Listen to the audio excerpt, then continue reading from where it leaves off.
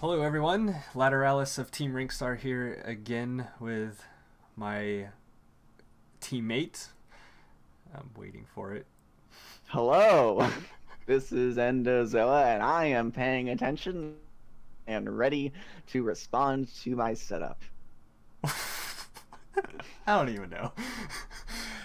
We're not even, I don't even know. Alright, well, Yeah, it's welcome. all good. We're good. We're good. Welcome everyone to our final episode of the 25 best cards in Legends. It is our top 5 countdown, the moment you've all been waiting for. And as always, we are going to recap here. The criteria for these cards are based on the amount of the impact it has on the current metagame, how many copies you're seeing in high tier decks, as well as its impact on the board once it's played. So without further ado, we're going to start off with number 5, and that is going to be Haunting Spirit. It's a 3-cost endurance card. It's a 3/3, and it has probably the most annoying last gasp effect in the game, and that says give a random friendly creature +3/+3. And all I'm going to say about this card is sometimes it is insanely hard or nearly impossible to play around once played in the control versus like aggro or mid-range matchup. And I'm going to let you take this one away because I know you have a lot of strong feelings about this one too. Yeah. Will, please don't hack me. And I had a bit of a joke that wasn't really a joke during our testing and preparation for QuakeCon, which was basically that if I had another card on the list, Winky Spellsword into Haunting Spirit, he should concede the game. Because it is that difficult to deal with an opening of cards of that stature. If you cannot clear off the board so that Haunting Spirit doesn't have a last gasp to hit target to go off on, it's one of the highest. It'd be like the highest rate card in the game. This is the thing, is that a 3-mana 3/3 is behind curve, but only slightly. 4/3 is kind of like on curve for that cost. So this to see what effectively equates to like another card in a last gasp versus a similar cost, that'd be like a 2-cost effect. Basically think about this as being, maybe like call it 4.5 mana worth of effect for 3 mana. Yeah. That should really be all I have to say. Yeah, I mean, if you think of it like a Steel Scimitar gives +2/+2 for 1, but that's another card as well. Yeah. And this Right. gives more than that still. So, yeah. Yeah. How many times have you gotten lethal or been killed with a Haunting Spirit overriding something like a Sower of Revenge and then landing on a charge or something like that too? Yeah, all the time. And this is the thing too. Is a lot of time. Reach. Yeah, a lot of times in Warrior you can set it up so that it always hits a viable threat. Sometimes you just take the RNG roll, but a lot of times, you have a full lane, you attack with your Haunting Spirit, you override it with a charge, and then every creature on board can attack. So it's just like a guaranteed. It's just like a 6 damage hit, which is insane. So tilting. Yeah. Yeah. Yeah. So let's move on to number 4, shall we? And number 4 coming in, Shrieking Harpy. Fun fact: this was my personal number 1 most powerful card in Legends. So I guess I'll explain why. A, why I had it at the top, and B, I guess why it's in our top 5. So think about a deck that has blue, and try to tell me of a deck that does not have Shrinking Harpy in any archetype.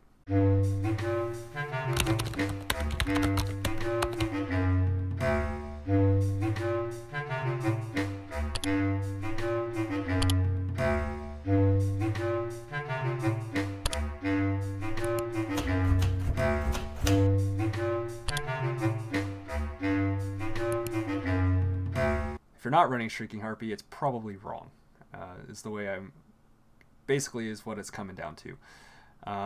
This is probably the most flexible blue card, or it's very similar to like Warcrafter. It is effective on turn 1 or 2. Well, not really 1, but it's effective on 2. It's a great answer to a lot of these cards that we've talked about already, like Goblin Skulk, or just, well, mainly Goblin Skulk or Mournhold Trader, things of that nature. But it's also interaction later in the game in the Shadow Lane. It's a huge tempo card if you're playing something like Tempo Assassin for 2 mana, being able to just lock down a creature. It's just absolutely insane in any archetype. I think it's probably one of the either the second or third most played around Prophecy as well. You always have to consider your attack order because you got to try to play around Lightning Bolt, and you're also trying to play around something like Shrieking Harpy. It's like, do I hit my most powerful first, or my 4-cost creature first, or what do I do? And it's just something that really warps the meta and way you play an individual game when you're playing against intelligence. Yeah, I mean, I think to give an idea of how insane this card is, I have streamed while playing blue decks quite a bit, and I've gotten the question several times actually. Hey Endo, if Shrieking Harpy wasn't a creature and it was just a 2-cost card that was said Prophecy and shackle a creature, would it still be playable? Just consider that for a second. We're talking about a 2-mana 2/1, and people are saying, do you think it's playable if it just doesn't even have stats? Do you know how completely ridiculous that is? Yeah. This fun fact: this card used to be a 2/2. Yeah. I mean, right, and like we talked about with Lightning Bolts too. Like it's so good on curve, but you just tack Prophecy onto it, which can win you many games, and it just gets to an even higher level. Unlike cards like Belligerent Giant or Manticore, can target creatures in other lanes, so you can strategically dodge it to a different lane, apply threat somewhere else while slowing down threat in a different lane, which is a very rare effect to have on any card. Like you said, it has but it also has major application in the late game. One of the biggest mistakes I see a lot of newer players doing is just playing out their Harpies early, either to try to tempo out a 2/1 or just to slow their opponent down. They get a Prophecy really early and play it. A lot of times you can just hold this card up 7 damage for 2 mana. I mean, it's just this card is ludicrous. Yeah. All right, we're getting closer. It's coming down to the top 3 here, and it's gonna be kind of a similar theme. Not to spoil anything, but coming in at number 3, we have Garnag, Dark Adherent. This was back in March of 2017 when this was released in Dark Brotherhood. 4-cost strength card, unique legend. It's a 4-cost 4/5 creature with breakthrough, and it has a static effect. This may be our only actual static effect really that we have Orc-Clan Captain in here as well, but also, players can't have more than 7 Magicka, and that effect alone is absolutely ludicrous. I think there is the only effect like that in the game, actually. It's one of the main reasons aggro decks are even playable or viable, or as good as they are, and the fact that you can slam this down going into the later game when something like a Nixox or was going to combo off on you, or just control needed to play more than a hand or like a couple of cards. They have 6-7 cards in their hand, and now you're limiting them to playing only 2 cards. Also, when Dawn's Wrath is in the meta, this card just says, haha, I've stacked a lane, and then I slam this down on you on turn 7 going into turn 8, and now you hit the concede button because you can't clear my entire lane. It's just an insane effect that just shuts down so many strategies, and really closes out a game for aggro and mid-range decks. Yeah, I think it really says something about how high this card is on our list while being a unique card. We talked about some very powerful cards that didn't make our list, largely because they just didn't see play very often. They didn't impact play that much just because they didn't actually hit the board enough for people to really have to play around them that much, like Dawnbreaker or Arcana and Starioni. You see, Anasi was at 21, largely because it just rarely actually gets to hit the board. Garnag, when it hits the board, changes the game. It becomes the centerpiece of the game very often when it's played. And I'm just going to mention it again. A theme with so many of these cards is that they have this really important high-end potential. They can do crazy things, but at the end of the day, they're just solid cards on curve. And it's a 4-mana, 4/5 breakthrough that also has an orc tag. Yep. Like, this is just a solid card.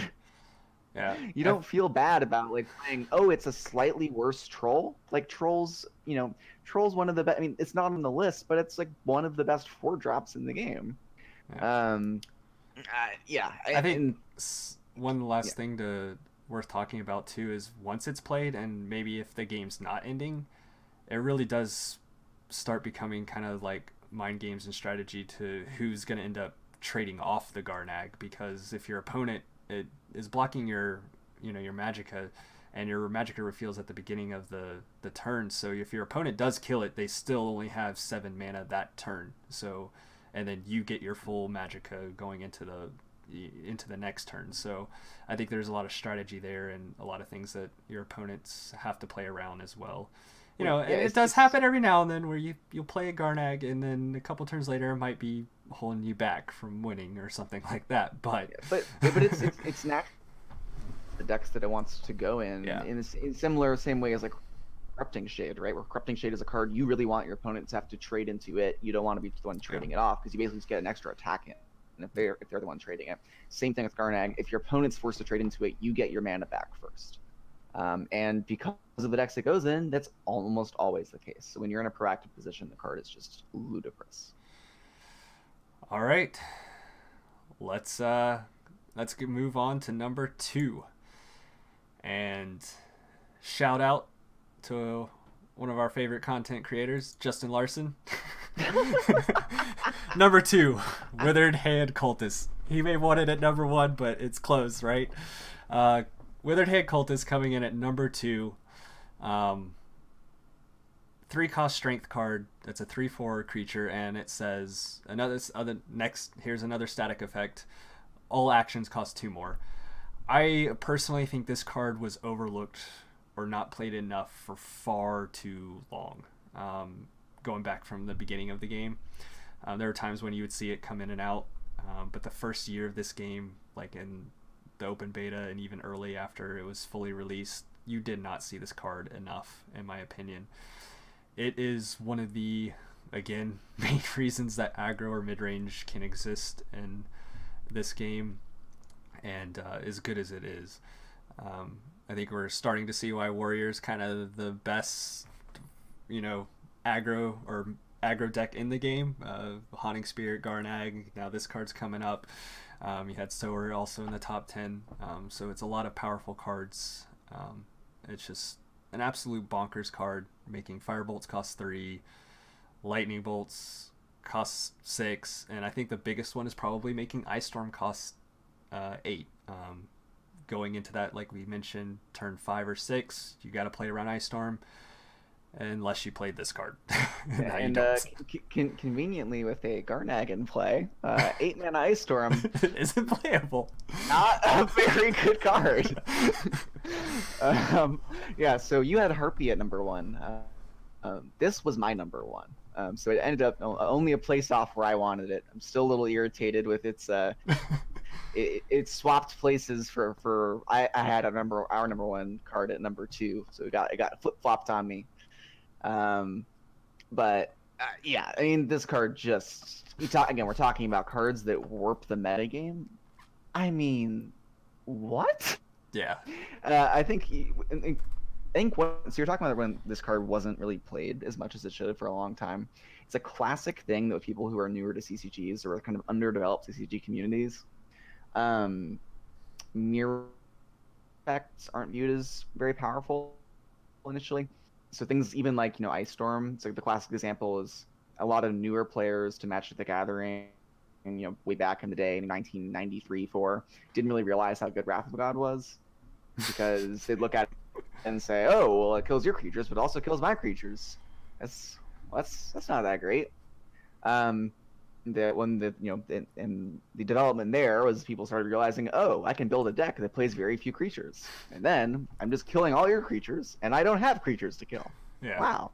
Similarly, oh, I can play a deck that has no actions, and put Witherhand Cultist in it, like few. literally 0 actions.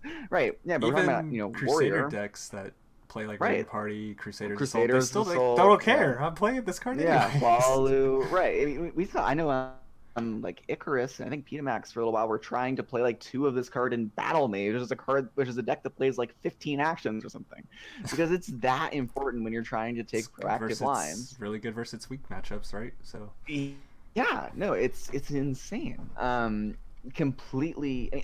I think as someone who has played a crap ton of Warrior at both in high ladder but also at a tournament level, this is a card that you completely warp your game plan around.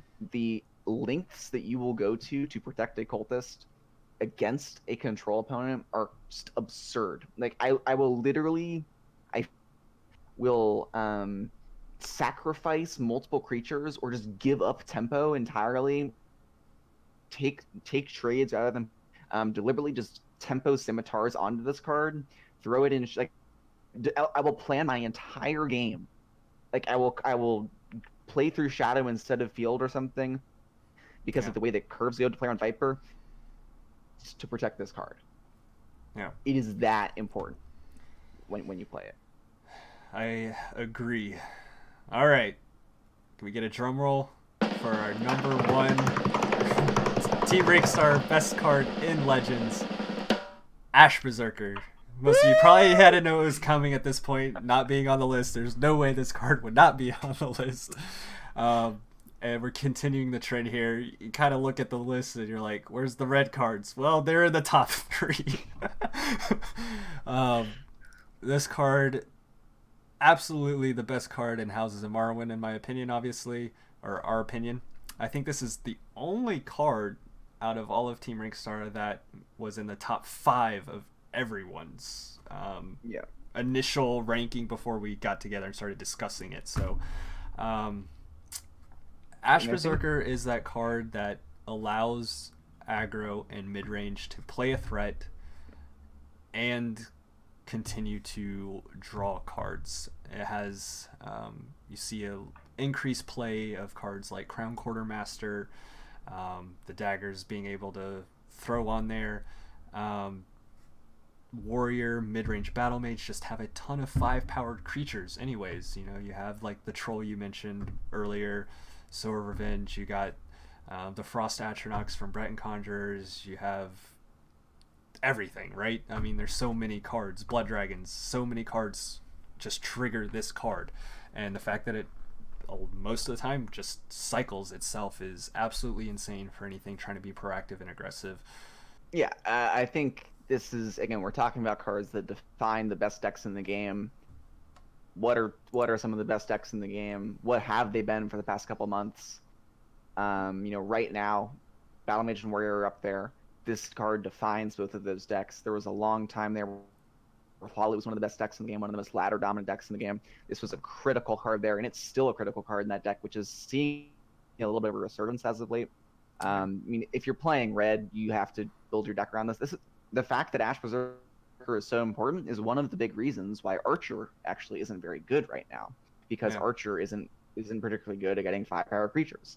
It is that literally your ability to meet that threshold is a defining factor in whether or not your archetype or color combination is playable, and that in and of itself should tell you something.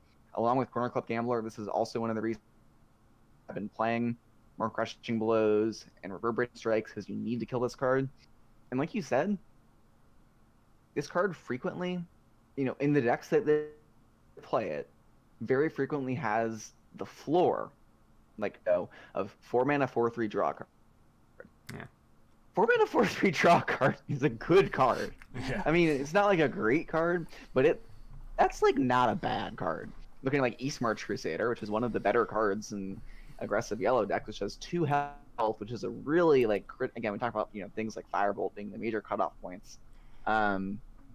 Yeah, it's nuts, and it is a win condition in and of itself. Yeah, this is one of the when you. Sorry, finish. Yeah, when you do take controlling lines as Battle Mage, it's generally built around this card. I mean, I think one thing about is, I think, well, again, this is something Will and I have joked about. Please don't hack me and I have joked about is that Battle Mage is a deck. Sometimes you can out aggro decks. Sometimes you can out control decks. And the reality is, okay, you're not actually out controlling control decks. You're just playing an Ash Berserker. Yeah. And that's out controlling a control deck. Yeah, you can definitely. What? Yeah, I think it's so hard. Like, even when you're playing control, you hate seeing this if you don't have an answer for it right away, because you're just like, wow, they're getting a card this turn. Like, they already got a card. They're getting another one next turn. Card. I hope I draw an answer. I can't actually run them out of resources now. Like, how do I win this game?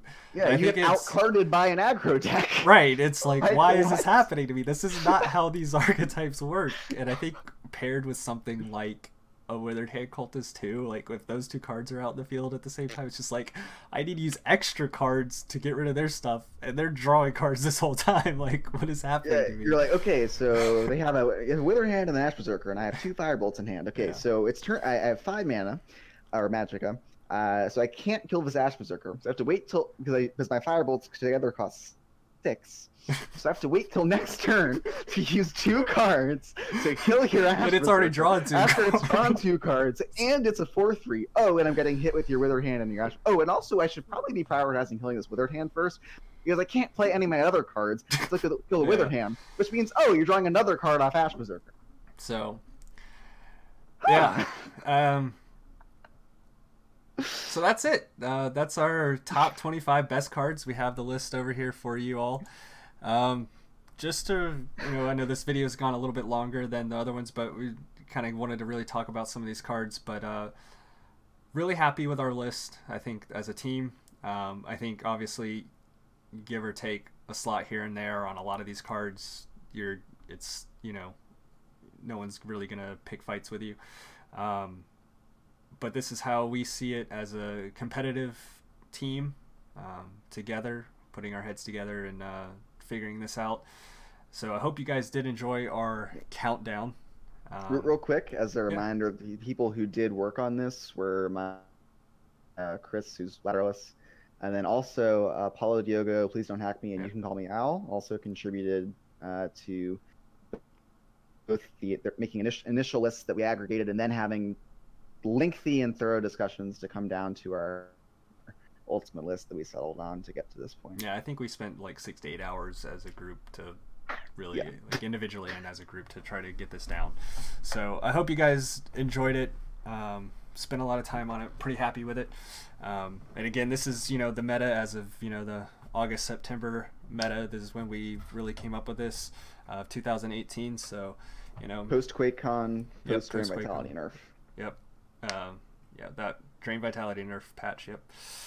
So, there you have it all. And again, hope you enjoyed it. And this is something that we definitely could do again in the future once the meta has shifted a lot and we actually get some of those awesome content expansions and stuff. New cards? What are those? I don't know, man. We get them like once a year, I think. Anyways, that's beside the point. Anyways, everyone, thank you again so much for checking us out. Find all these on our website soon, as well as obviously our YouTube. So have a good one.